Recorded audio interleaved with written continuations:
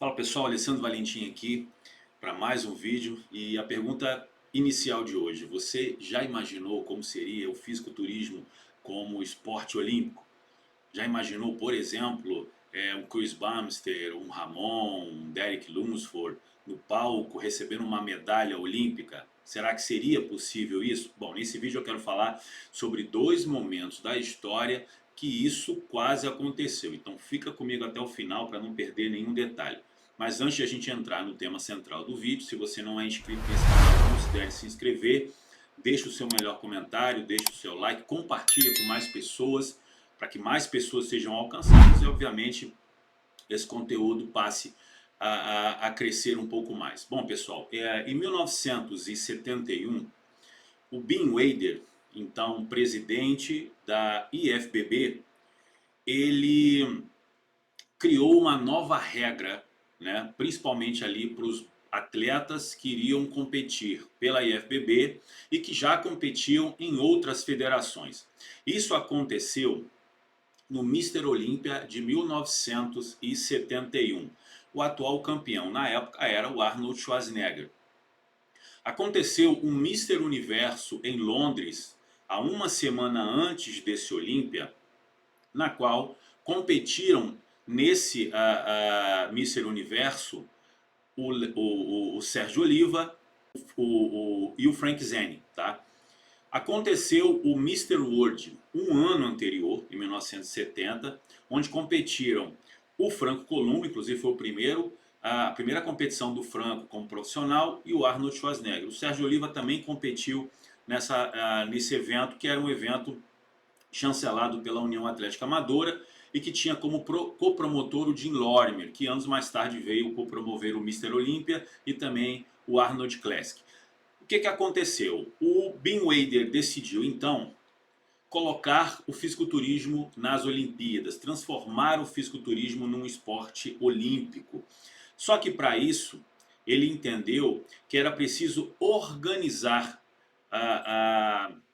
o setor, ou seja, era preciso transformar o esporte num esporte relativamente sério. E para isso, segundo ele, o atleta de fisiculturismo precisava ter uma referência como federação. E no caso, obviamente, seria a IFBB. Portanto, a regra dizia o seguinte: todo fisiculturista que competisse numa outra e qualquer federação que não fosse a IFBB, ou em um outro e qualquer evento que não fosse chancelado pela IFBB, não poderia competir no Mister Olímpia. E foi exatamente o que aconteceu, embora muitas controvérsias foram geradas a partir do fato de que o Sérgio Oliva, que havia competido no Mister Universo da NAB uma semana antes, ficou de fora. O Frank Zane, que também competiu nesse mesmo evento de 1971, ficou de fora. Agora, o Arnold, que competiu no Mister World da União Atlética Amadora, uma outra federação, assim como o Franco Columbo, não ficou de fora do Mister Olímpia. Porém, o Franco Columbo acabou ficando de fora. É óbvio que sem o Arnold e sem um competidor, o Mister Olímpia não aconteceria, ainda mais num ano como foi o ano de 71. O Mister Universo foi um total sucesso, com o retorno do Bill Pearl, vencendo o Sérgio Oliva, inclusive com uma competição no backstage, que era do Bill Pearl e o Arthur Jones, né? Todo mundo sabe que o Bill Pearl defendia um método de treinamento com pesos livres e o Arthur Jones defendia um método de treinamento com os equipamentos, principalmente os que eram produzidos por ele na Nautilus, né? O Arthur Jones chegou até a oferecer uma quantia de $5.000 para o Sérgio Oliva para que ele vencesse o Bill Pearl.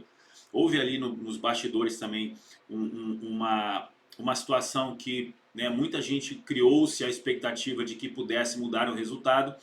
Um dos árbitros era um belga, né, federado à IFBB, e que tinha um garoto, um filho, que foi assistir o evento, que era muito fã do Sérgio Oliva, e pediu para tirar uma foto com o Sérgio Oliva, e o Sérgio Oliva negou tirar uma foto com o garoto. E foi o Bill Pearl que tirou essa foto com o garoto e, portanto, ficando assim conhecido como campeão da bondade. E nesse mesmo ano, o árbitro, que era esse belga, foi um dos árbitros decisivos para a vitória do Bill Pearl. Não se sabe se ele foi imparcial ou não, mas o fato é que o Bill Pearl venceu aquele evento e nesse evento o Arnold deveria estar competindo.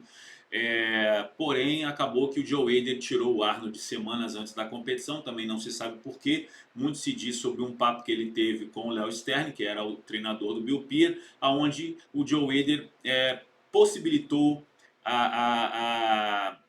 o fato de que se o Arnold realmente perdesse aquele, né, evento na Inglaterra, provavelmente ele perderia a sua hegemonia e a FBB entraria em descrédito. E aquele ano, né, o Mr. Olympia foi exatamente um fracasso, só o Arnold subiu no palco, os outros atletas fizeram um guest pose para cumprir o horário do evento, mas a verdade é que foi tudo por água abaixo.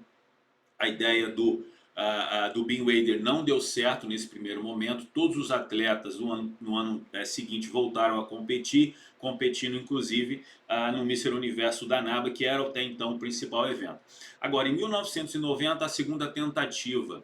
E dessa vez a ideia era exatamente testar os atletas, ou seja, era criar dentro do Mr. Olympia um teste antidoping, obviamente para regularizar essa situação dos atletas e aí conseguir definitivamente colocar o Mr. Olympia nas Olimpíadas. Obviamente, como todo mundo sabe, isso não faria e não fez e não faz o menor sentido, né?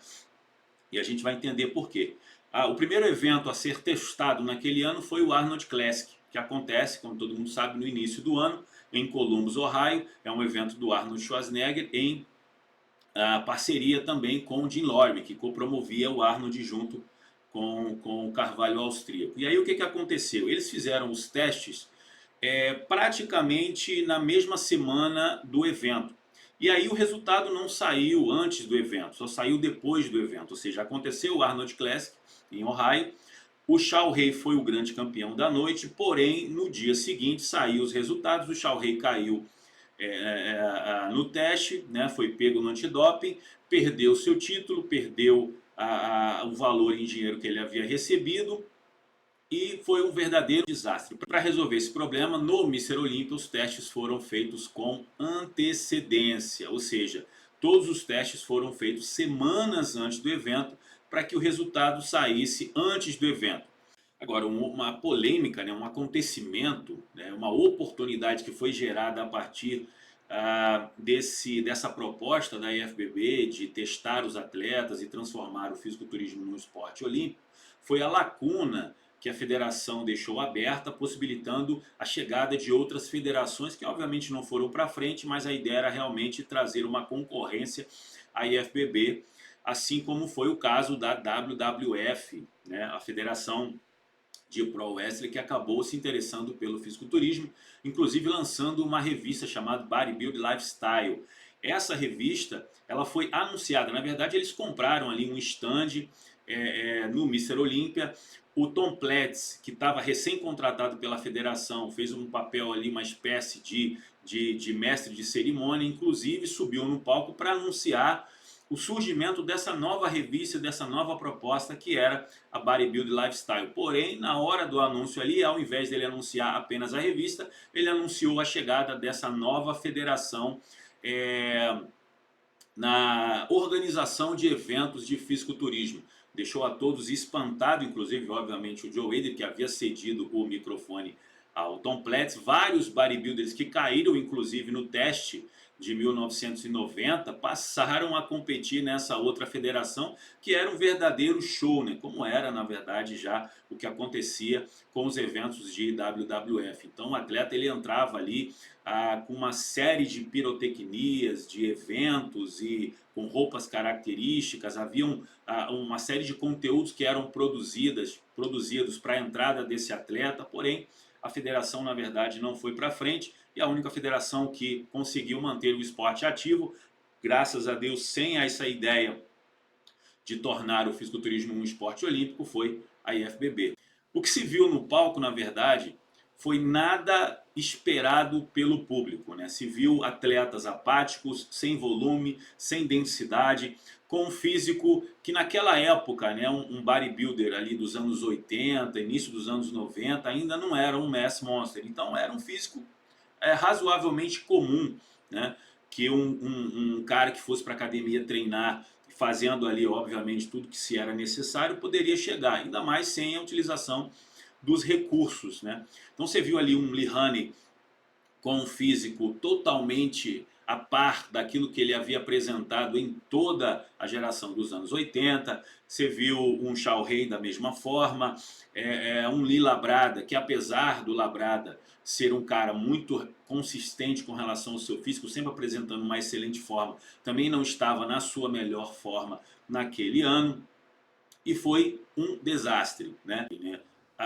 O feedback que se teve a partir da realização do Mr. Olympia de 1990 não foi nada interessante, né? O público odiou aquilo, o público vaiou os bodybuilders no palco, o público depois fez uma série de apelações para que aquilo não voltasse a acontecer, e foi exatamente o que a organização e o Mr. Olympia decidiu fazer: retirar definitivamente o antidoping, e em 1991 voltou tudo como era antes, né? Antes da ideia do antidoping, da tentativa, mais uma tentativa de colocar o Mr. Olympia como um esporte olímpico. Até porque, se isso tivesse acontecido, nós não teríamos a geração Mass Monsters, nós não teríamos caras como o Dorian Yates, caras como o Ronnie Coleman, caras como o Jay Cutler, como o Phil Heath. Então você imagina o que seria do fisiculturismo caso essa ideia fosse para frente. Poderíamos ter sim nomes vencendo medalhas de ouro, mas eu acho que isso não faz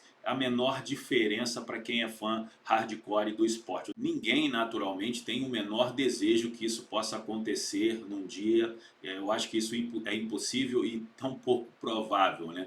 Mas o que acontece é que esses dois eventos ocasionados foram realmente a tentativa para fazer do Mr. Olympia um esporte olímpico.